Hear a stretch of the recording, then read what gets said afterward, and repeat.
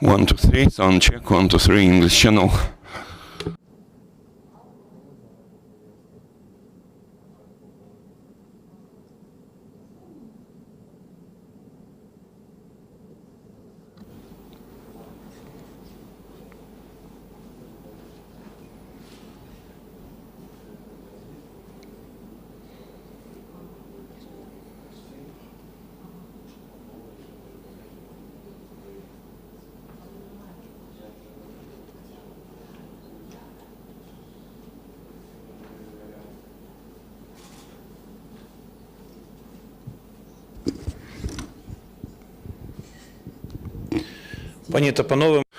Ladies and gentlemen, I'm Andrei Shevchenko. On behalf of Ukraine Media Center and the Ukrinform team, I'm glad to welcome all journalists telling the world about our fight for freedom. And our today's guest is Roman Horbach, head of the personnel department at the ground forces staff of our armed forces of Ukraine. Roman, what will you tell us about the current situation with staffing at armed forces of Ukraine, including its ground forces? Good afternoon, everybody. Thank you for inviting me.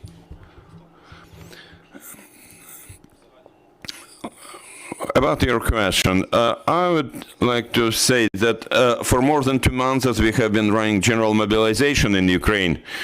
About quantitative and qualitative parameters, I can tell you that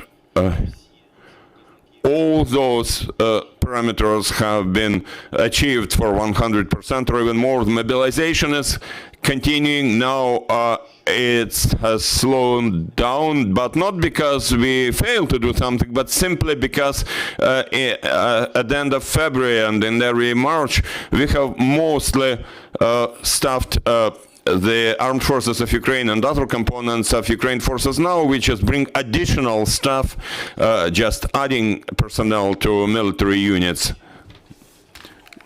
In those units which need more people. So now the pace of that mobilization has slowed down, but it's according to our plans.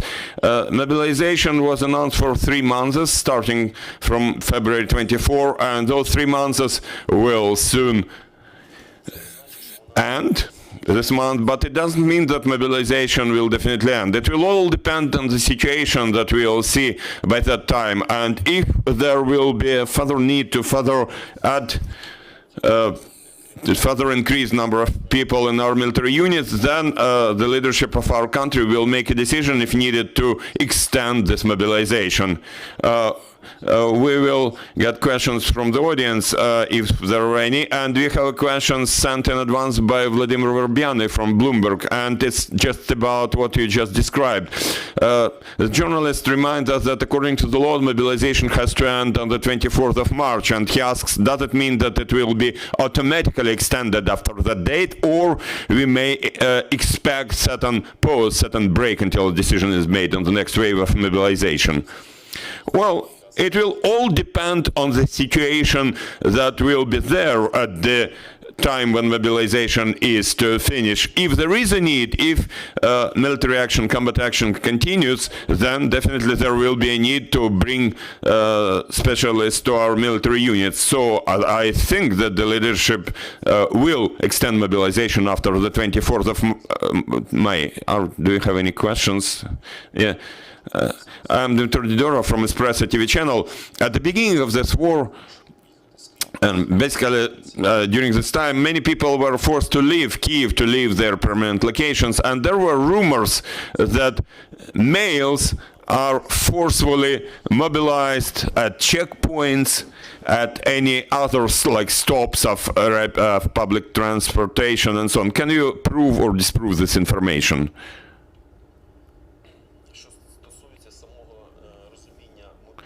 Well, when there is mobilization, when people are drafted because of mobilization, then there is nothing voluntary there. Voluntary procedure is only when you join the military service as a contract service person. But when there is mobilization, or when you are a conscript drafted, that's a duty for each and every citizen to defend their country. And when somebody says that they were forcefully given those notifications at checkpoints, like those summons and any notification for people that they have to come to the territorial drafting center, there's no established procedure where it could be done. When you got it, that notification, you have to come there. And those people who just didn't want to perform their duty, they called it a forceful process. But basically, there is only contract service which is voluntary, and mobilization is just an obligation, it's mandatory. Could you please also tell me what will happen to those males who are to be mobilized? They already got those notifications, those summons, who left Ukraine in some illegal way, who are abroad.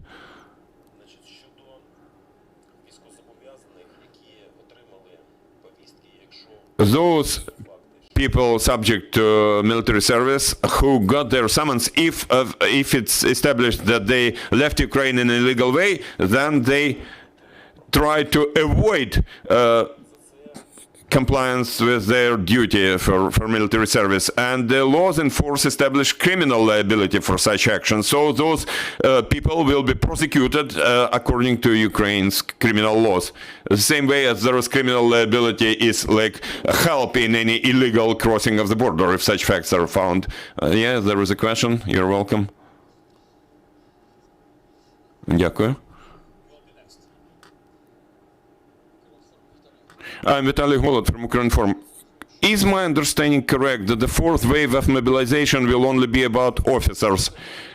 The fourth wave of mobilization will be for officers only. And you mentioned 100%, like previous three waves, previous three stages. Well, there has been 100% quantity, 100% numbers achieved, but what about quality? And if in the fourth wave is about officers, doesn't mean that soldiers will not be mobilized in fourth wave. I'd like to correct you immediately. There are no waves or stages as such. No special periods. When I was first interviewed, I used that word, periods.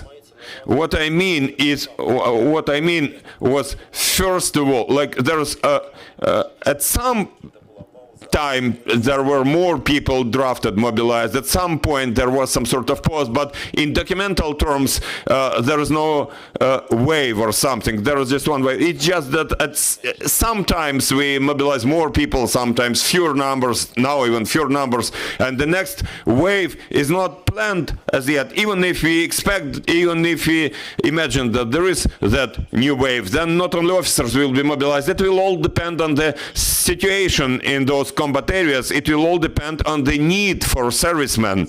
Maybe there will be a need for officers, maybe there will be a need for sergeants, maybe for soldiers. Now about the quality. The quality of people whom we have drafted by now and whom we will be drafting soon, this quality is rather high. I can compare it against 2014 when there was mobilization, 6 waves of mobilization. Now people are much more motivated, and maybe this is the case because now this war has affected us at much larger scale, and almost all people, almost everybody has had this feeling that we have to defend our country. Nobody will do it on our behalf. So there is rather high motivation for military service. Indeed, there are people who try to avoid this duty, but there are very few of those. And it does not change the general picture. I would say there are just individual cases, rare cases. Now about the quality. All those people who have been drafted, who have been mobilized, they have been drafted according to their military specialization, registered military specialization. Those some other people have spent some time getting some retraining at training centers, and now again we are drafting people who already have some experience of military service or experience of training military exercises in peaceful time. Thank you. Next question. Next question. And you're from defense. Of course, your country in the war right now, in the middle of the war, and of course, we have a lot of international media here. We understanding the martial law, all controlled by your government defense. Of course, we have a defense issued our media pass. As we are just from Lviv, and the ambassador knows me where I'm from, and I'm from Phoenix Saturday TV, and obviously I had questions against my human nature. And of course, we are run of petrol, and we have a couple of international media person and the guarding journalists in where same hotel. We don't have a petrol, and of course, the petrol is controlled by the government, and we are very hard to get a petrol. And the problem is for me is today's I got a message from a media center to visit the Brussels mayor of Brussels to visit on the site. We calculate I have around about 120 kilometers backwards, and about my petrol is only like 60 kilometers I can go, which means I think the same people have international media have same problem, and we have to. Do you have a question to ask? Yeah, the question is, can we have? Would you please authorize to help our international media have some petrol ticket so we can get a petrol to go on the site to report what happens in your country? Thank you. Я може почну відповідати, що як ми розуміємо, ви Maybe as far I will start answering by saying that we have a lot of challenges during wartime which we don't have in peaceful time. So I think that problem with petrol is the same for everybody being here. But we know that this is actually the same an important thing for our government. If our guests have something to add on that, then I will join your answer. We are all in the same boat, I would say, so unfortunately we have to overcome the same challenges. Speakman, the problem is everything's controlled by the government of defense, of course, and I think it's the petrol ticket issued by your government and the defense as well. But our media people here wanted to do the stories, and the problems we can't do it because we have no source to try to get a ticket to fill the petrol. And well, we can come here every day, of course, but we might do better for your country to explore more stories on site. Look at the pictures, people killing, and your civilians lying on and the horse destroyed, and the people lying on the street, just like they are human. They are not animals. I'll encourage us to stick with the topic of this press conference. All right, sorry. But I'll just tell you that maybe I asked too much. That of course the government does make sure that our armed forces have the things they need. But if we talk about gasoline, most of the gasoline that people in the streets of Kyiv get, it's private sector, it's commercial, and we'll just have to deal with the same challenges. And I'll be happy to discuss this with you after this. Thank you very much indeed. Thanks for your understanding. Thank you. Thank you. Якщо у нас ще є запитання в залі. If you have any more questions in the audience,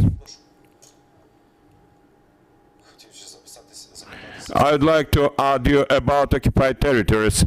At the moment we have quite a lot of our territories occupied. Do you maintain any connection with military drafting officers from those occupied territories? So what happens to those people, you know, if they're those drafting officers, military commissioners, officers who betrayed Ukraine? And how do you treat the mobilization, the drafting to that so-called army of so-called Donetsk People's Republic? If you capture those people, do we consider them as our people or military servicemen of an enemy's army? How do we treat it? First of all, no one territorial drafting center, that's what previously was called military commissioners' offices, no one territorial drafting center has been occupied, no one has betrayed. All those territorial drafting centers have been evacuated in a planned way with their documents to peaceful territories. And when territories are deoccupied, liberated, then those drafting officers, those territorial drafting officers come back to their respective territories with their records, and they start or continue working according to their tasks assigned to them by the government about mobilization and other tasks they have to perform according to the resolution by the Cabinet of Ministers. So no one territorial drafting center has betrayed. What is happening on that side, in those occupied territories, of course it's illegal when our Ukrainian citizens are mobilized to military units in uniformed agencies of other countries. But when they are captured, it's not about Ukrainian armed forces anymore. Then there are law enforcement agencies handling such people. Thank you. I have a question for you. We hear in the news various things about mobilization in the Russian Federation. There is some information about some hidden mobilization. There is information that soon, very soon, Russia may announce full-fledged mobilization. You, as a military personnel expert, how do you feel about those news? What sort of conclusions you, as an expert, can make? Well, first of all, indeed, there are many rumors like that, but those facts that we see now, it's very difficult to hide anything now, you know, even though there is a concept of hidden mobilization, but, you know, to run a hidden mobilization in the country with current state of information technologies, it would be impossible. If it's indeed launched in the Russian Federation, then using our intelligence units and our citizens will know about it the next day. So now there is no confirmation that in Russian Federation there is any mobilization. Indeed, it's being done in so-called Donetsk People's Republic, Luhansk People's Republic. We see it. We see that we capture their servicemen which have been drafted, but mobilization in Russian Federation, no, we don't have any confirmation as yet. I cannot say that it will not start, say, tomorrow. It will all depend on the situation on the front line. We often hear about some difference in terms of military spirit between Russian and the Ukrainian military. As a personnel officer, what can you say? Do you really see this difference in their spirits? Of course. There are facts that we all see. There are witnesses, testimonies, and the way combat action is run by us and by our enemy, it all confirms. You know, you can see, there are much higher numbers of personnel and military equipment that our enemy has, but still our military has been much more efficient and effective in their combat action. We see that Kyiv has been liberated, northern oblasts, northern provinces have been liberated. The enemy was forced to withdraw, although they had many more personnel and equipment. That means high military spirit. I worked in our military units, and indeed our servicemen are very patriotic. Even those who have been mobilized to some logistics support military units, they submit petitions. They ask them for them to be transferred to combat units to help defend our country in a more active way. Thank you. Roman Horbach, Head of Personnel Department of the Staff of Ground Forces of the Armed Forces of Ukraine. Thank you for this press briefing. Our next briefing will be at 2:40. Alexander Motizyanek, spokesperson of the Ministry of Defense of Ukraine. Thank you. Thank you.